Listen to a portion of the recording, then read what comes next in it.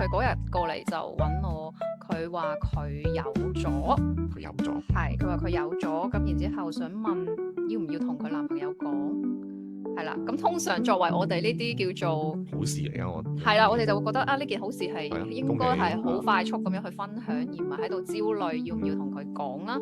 咁我哋自然就會有一種 sense，就會問翻佢點解你要問呢一個問題呢？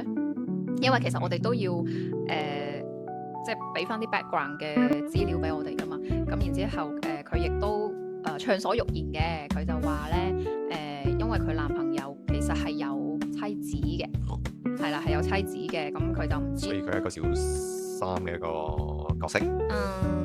唔係係大鑊，大鑊係不妙。佢哋嘅關係有啲微妙，你可以咁樣理解。佢個男朋友係有妻子嘅，咁佢男朋友呢，除咗妻子之外呢，仲有一個小三。